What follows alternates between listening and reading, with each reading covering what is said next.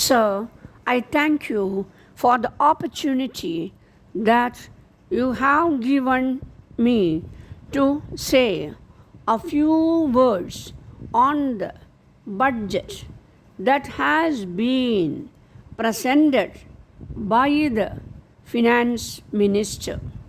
At the outset, I must say that we are grateful to him for some relief that he has given us in the budget. At the same time, we are thankful to him also for his statement that he will not resort to deficit financing. Let us hope that the pattern of budgets in future will be based on the budget that has been presented now. We have been having a period of economic stress and strain during the last few months, especially on the food front. Fortunately, we have had a good crop both of wheat and rice, and we hope that we will be able to import sufficient quantities of rice and wheat to tide over our difficulties for the rest of the year. But in spite of all these things, prices are rising. I would urge upon the finance minister and the planning commission to keep a watch on the price situation so that we may see that the prices do not rise too much. Then I would like to deal with the question of deficit financing. As we are aware, it has been the cause of inflation all these years. I'm glad that a good lead has been shown in this year's budget, and I hope and trust that the finance minister will not think of deficit financing anymore. But that is not enough. It should be realized that if more money is made available, there will be more chances of inflation.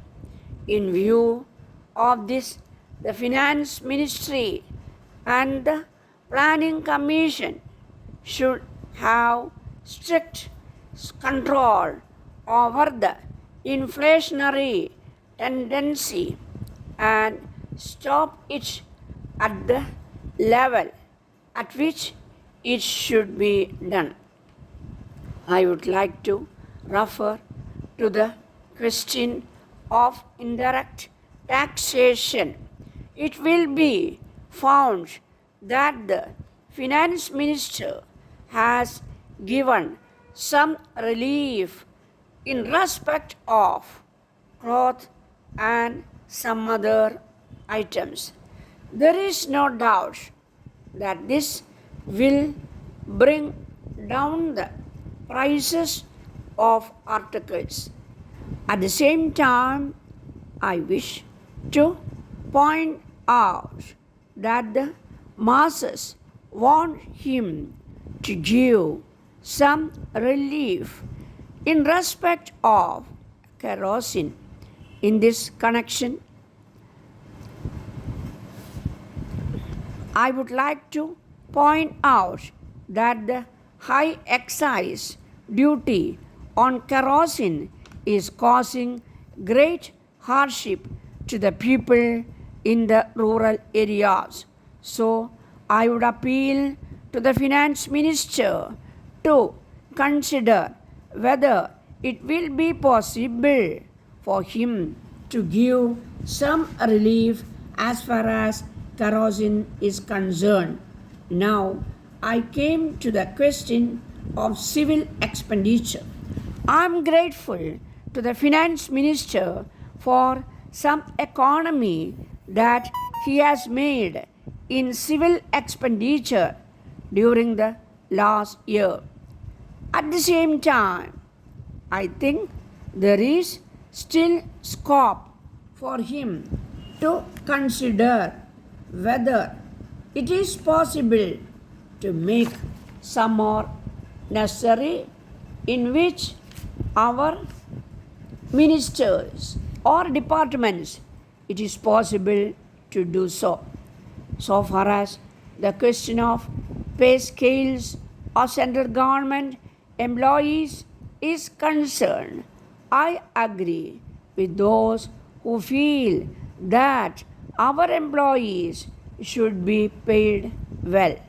At the same time, I have to point out that the finance minister should take an overall picture of the whole country.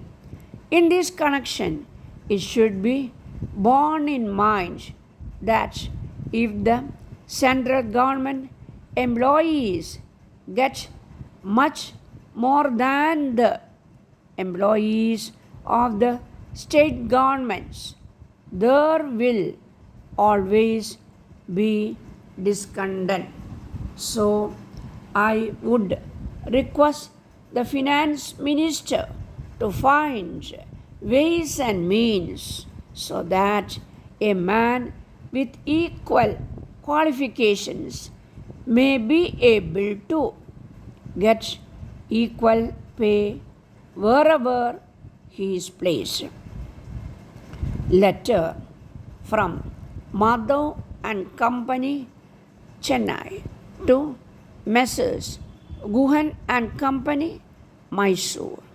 Dear sirs, we have received your order this morning, for which we are much obliged to you. We take this opportunity to assure you that we shall send in 2 or 3 days some of the goods ordered by you. As regards the other goods, we have to inform you that they are at present out of stock. But we would like to tell you that we expect to receive these goods from our manufacturers towards the end of this week. So, we are confident that we will be able to send them on to you next week. We regret the slight inconvenience that may be caused to you on account of this delay. We hope you will not mind this delay. We have no doubt that we will continue to have your patronage in future. In the meantime, we have instructed our representative who is on tour in your district to meet you and give further details in this regard so that you may be able to appreciate the usefulness of these articles. Yours faithfully.